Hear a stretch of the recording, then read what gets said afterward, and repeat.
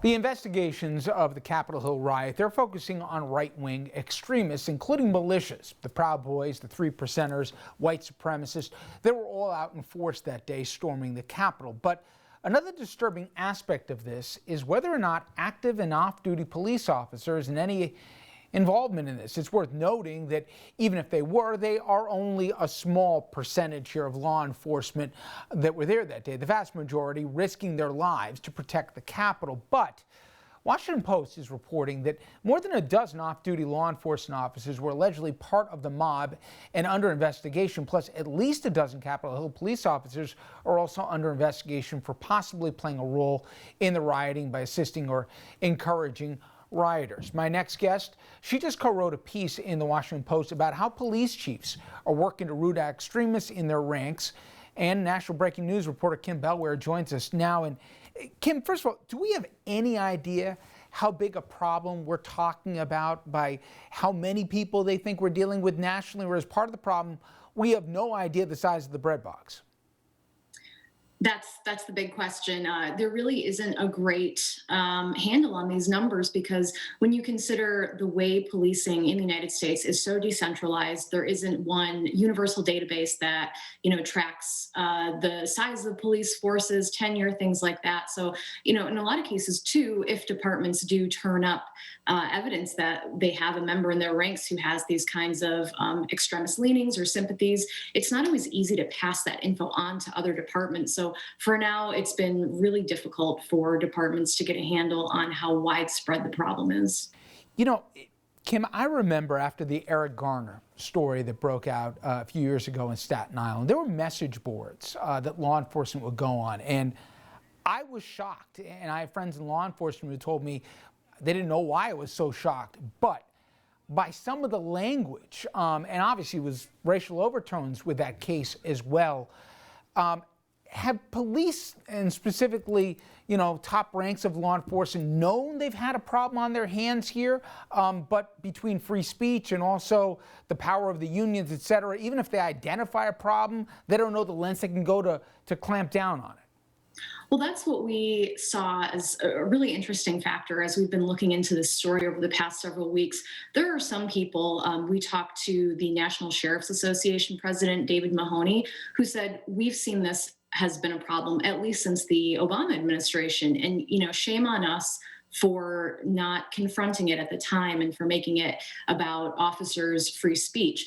There are others who said, we really didn't know how widespread this problem was, because these are officers who are making these comments, on their private social media accounts, in blogs, in forums where, it's really a little more underground and not always quite as readily in public view. They also said that if it's not a watchdog or journalists that are flagging these officers to them, they're really relying on the other members of the department to call that out if they see that. And that's been something that has, for a lot of reasons, is really difficult and isn't something that happens on a wide scale within policing. You spoke to a lot of folks, you and the reporters who filed this piece. I want to quote from one. This is Linda Williams, and she is the national president of the National Organization of Black Law Enforcement Executives. She said she was sad and disappointed, but not surprised. She says, quote, "That goes to show we all put on our badge, but you really don't know the person that's besides you. In the 30 years of law enforcement, anytime I needed backup or assistance, the last thing I wanted to be concerned about was if this person has my back. In law enforcement, we see things through a different lens. Now it's giving you another thought that you never had to think about, like, could he, could she, are they?" I can only imagine in precinct houses some of the conversations that go along with this. And obviously, the natural thing that came up for a lot of folks is, well, wait a minute. If those rioters didn't look the way they did, and if it was some Black Lives Matter rally, I doubt it would have been so peaceful. And moreover, in terms of the response of law enforcement, and there would have been a much stronger hand, potentially bloodshed, consequentially. It's a fair question. Yeah, in a lot of the reports, including the people that we talked to, like that one individual, but, in other reporting that's been done, speaking with Black law enforcement officers who are at the Capitol, they really spoke to that as such an urgent and troubling reality that there are people who were in this wider fraternity of policing, their brothers and sisters who should have been aligned with them, should have had their backs, and yet they, this mob and these alleged participants were threatening them and endangering their lives. And there was this realization that the loyalty or fraternity of policing is not maybe all encompassing when it comes to officers who are Black, for instance. Well, one of the things I think everybody's gotten a civics lesson on, particularly in the last 4 years, is how much things can change from a federal to a state level, even a local level.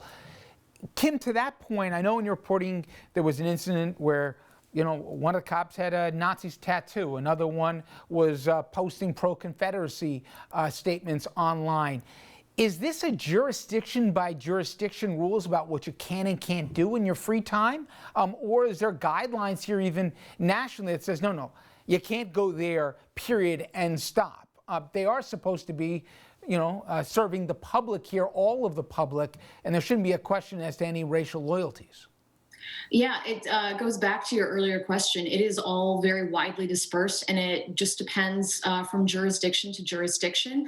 There are professional organizations that might print white papers. They might print best practices, the FOP, National Sheriff's Associations. These groups might provide guidance on what they think are the kinds of policies that departments could adopt. But ultimately, it's up to every sheriff's department, every police department, down to the ones that have 3 officers, to come up with their own guidelines and to also enforce them. The 2 suggestions that you brought up from our story in Philadelphia, it was a matter of, was there a tattoo policy? It didn't really address the question of what do we do about the fact that there is an officer who allegedly has Nazi imagery on their body. And all of this has brought up a lot of questions too about balancing the officer's free speech, officer morale, with perceptions of the community. It really is a difficulty that these different jurisdictions around the country are struggling with very much on their own. And as you say in your piece here, there's definitely a major effort in recruiting here to get a more diverse police force, and leadership is also at least addressing the subject. We should note, this is a small percentage here, but nonetheless, as we saw, we can't be shocked anymore when these things come up. Kim Bellware, great reporting, and thank you for the time. I appreciate it. Thanks for having me. All right, when we come back, we're going to pivot to the COVID outbreak. That is, the new administration tries to ratchet up vaccine distribution. Also going to show you what Dr. Fauci and Dr. Birx are now saying about their time working with Donald Trump. Give you a hint? Not good.